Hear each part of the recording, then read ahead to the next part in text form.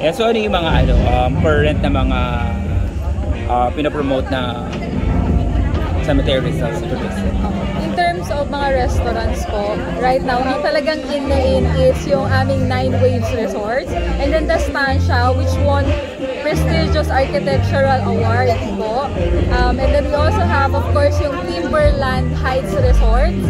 Yun po, yung kanilang general manager there is Sri Lankan, kaya yung mga cuisine nila is different from time to time. So for example, this month they want cuisine na Italian, and then mag-change sila.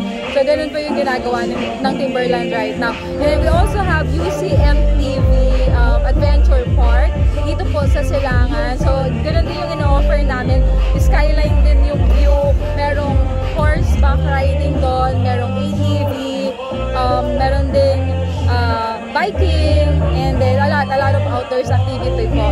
And then we also have the paragliding. Dito naman po sa tapat, shotgun ang tawag namin dyan. Doon nagti-take off yung mga nagpa-paragliding going down dito na po sa area na to. Then po, pagdating naman po sa culture and arts, very active po yung tourism sa simbahan. Tomorrow po actually is bibindisyonan yung mga bagong bells ng simbahan namin. So isa po talaga si Danadayo dito sa San Mateo is the free tourism because of the Kakanin Festival, which is malapit na, sa September na. So yun, it is also a parade of rice cake. So doon kami nakilala simula nung nag-start yung tradition na yon. So we also have a collaboration with SM. Palagi pong bumibisita sa amin yung SM. Actually gusto nila mag-join sa biggest kakanin sa buong mundo para maging part ng Guinness Book of Record. Yun po yung mga nila-line up namin ngayon. So aside from that, ang dami po nagsusulputan ng mga bagong coffee shops here in San Mateo, and yun po yung gusto namin i-offer sa tao. So ito yung festival, anong kabuhakan? Kalayunan Festival. Ano, doon kailan siya? They want it to be every Saturday na. Sana we wish and prayed na kapag maganda po yung tanggap ng tao dito sa Banchetto type na to, magkakaroon po ng Banchetto type or Marketo dito sa Amiya Raya every Saturday and Sunday. Kasi maganda po yung yung kita nung livelihood na mga nagtitinda dito po sa baba along C6. Actually, ang sinasabi nila, ang income nila is up to 5,000 to 10,000 a day lang. Kaya lang yung tao po is during weekend lang talaga pumupunta because the bikers po here is not just from San Mateo, from Makati, from Laguna even, Cavite, Batangas, Bulacan, dinadayo po yung aming Timberland and mountain trails. Kaya po gusto nila dito sa San Mateo. So, paano yung gusto mo kilala yung San Mateo?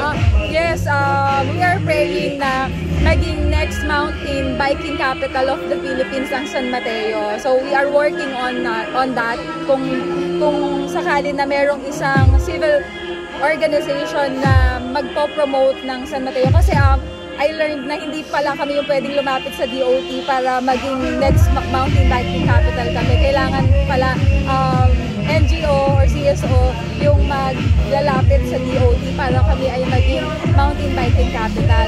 Marami kaming every month we have at least two events ng biking dito sa San Mateo, lalo na dito sa Pintong Bukawi. So kapag diniretso nyo po ito, tatagos po siya ng Pintong Bukawi, part pa rin po ng Timberland yung property na yun. So nandun po yung mga magagandang 45 kilometers mountain trail dito sa San Mateo. We also have new parks for the bikers dito po sa baba ng Gitnang Bayan.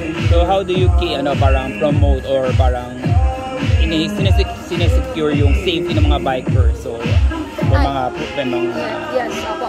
So pinapakuha namin sila ng special permit, and then part of the special permits are different requirements po na chine-check ng aming BPLO or Business Processing Licensing Office. So part po nun is nai-interview na din sila kung meron silang mga kasamang medics or ambulance. So we see to it na ganun po. And also, lagi po every Friday, Saturday, Sunday, yung ambulance po ng barangay, Gitnang Bayan ay laging naka-standby dito sa baba ng C6.